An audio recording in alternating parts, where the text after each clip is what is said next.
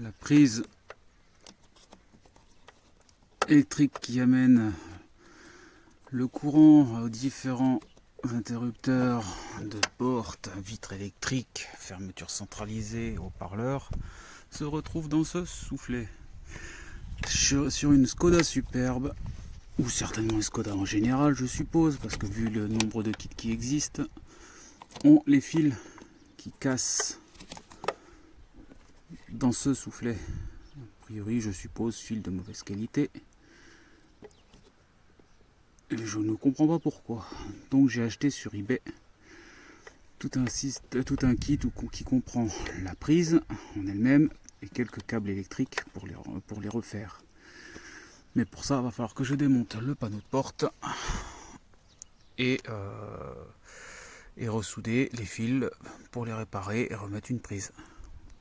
Donc je vous reprends après le démontage du panneau de porte. Donc sur Skoda Superbe, nous avons deux fixes Torx qui fixent le bas du panneau. Et certainement, il y en a une autre tout en haut qui est là, à côté du tweeter. Et il doit certainement y en avoir une qui est planquée au niveau de la coudoir. Je sais pas, je verrai ça tout à l'heure. Pour démonter les trois vis Torx qui étaient visibles en 15, nous avons deux vis ici et ici qui se trouvent sous ce panneau là qu'il faut déboîter. Dans le panneau, bien sûr, de vitre électrique. Je pense qu'il faudra que je remonte le système de vitre électrique pour faire descendre la vitre, il me semble. Donc, après avoir démonté à la petite loupiote d'alarme, le câble d'ouverture de porte, toute une série de câbles, une petite lumière, le truc pour les rétroviseurs, je pense, je crois que c'est ça. Ça c'est la lumière du bas. Ça, non, ça c'est pour régler les rétroviseurs. Ça c'est pour les vitres. Et ça, je sais plus, c'est dans la porte. Tac, c'est pas grave.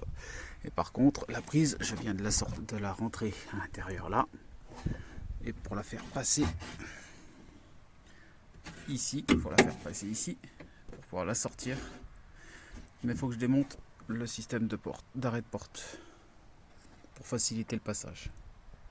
Donc je démonte avec ces deux vis là. Par dessus, il y avait ça qui était emboîté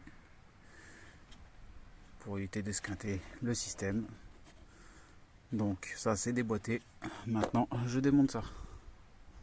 Réussi, j'ai pas démonté complètement la charnière, j'ai juste poussé par là. Parce qu'à l'origine elle est comme ça. Juste poussé par là en essayant de retirer les deux vis qui étaient là. Ça m'a permis de faire passer la prise de porte et le câble. Donc là j'ai déboîté pour pouvoir tirer un peu plus le fil s'il y a besoin pour dénuder ici avec mon cutter. Ne quittez pas, il est garanti tétanos 100%. Donc voilà, après avoir dénudé le câble, pour voir c'est quoi le problème. 2 petites secondes.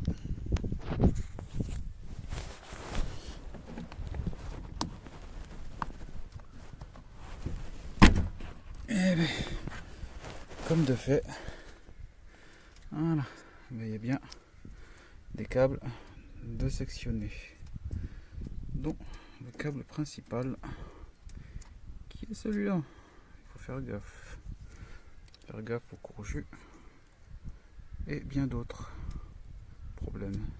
D'ailleurs on peut voir tous les câbles, on peut voir que tous les câbles sont en train de se sectionner les uns après les autres, comme quoi les câbles Skoda ne sont pas ce qu'il y a de mieux. Hop, mise au point, tac. Câble Skoda, regardez, le blanc bien attaqué, le marron commence à attaquer aussi. Et le rouge complètement coupé, je l'avais déjà réparé une fois. Là ici on voit qu'il y a un marron que j'avais coupé, que j'avais réparé aussi. Donc maintenant il faut que je coupe et que je remette des fils neufs. Allez, à tout à l'heure. Je vous ramènerai quand j'aurai réparé le faisceau. C'est ça. Ça comprend la prise et des câbles d'une longueur de à peu près 30 à 40 cm. Plus des connecteurs. Les connecteurs, eux, sont déjà sortis là, hein, bien sûr. Mais des connecteurs, des rabouts de fil, on va dire, que je ne vais pas utiliser. Je vais en utiliser d'autres qui, eux, permettent de souder les câbles les uns avec les autres. Donc voilà, c'est ça. J'ai eu ça sur eBay.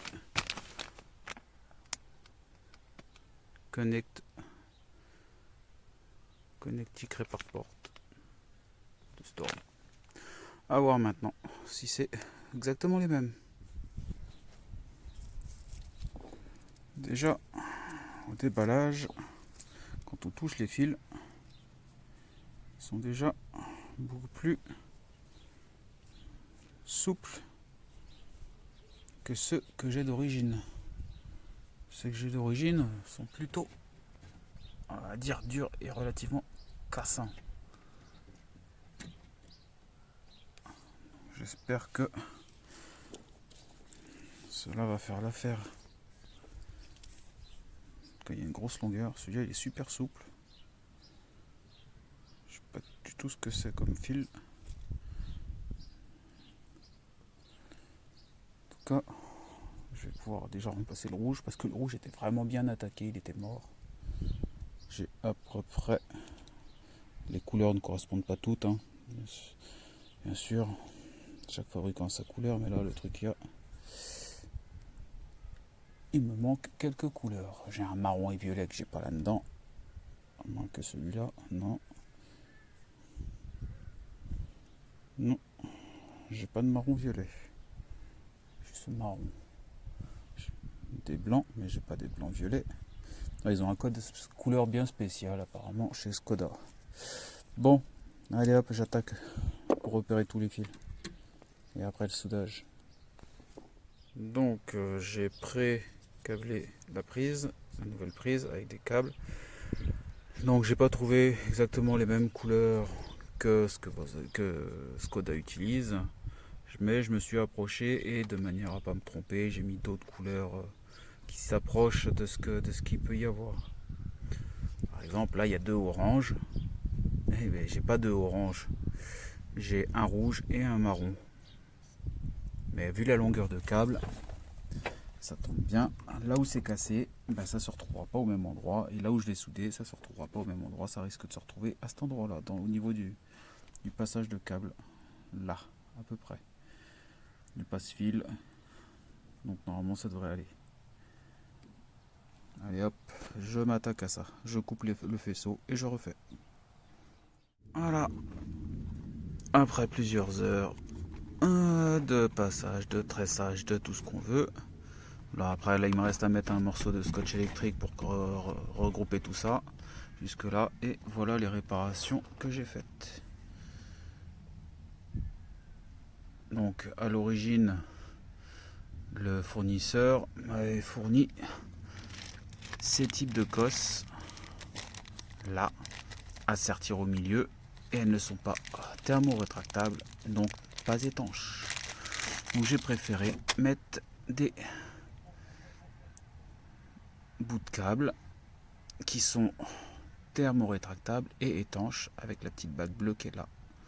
Donc là, normalement, il n'y a pas de danger que l'eau puisse faire des courts-circuits là-dedans, quoi que ce soit.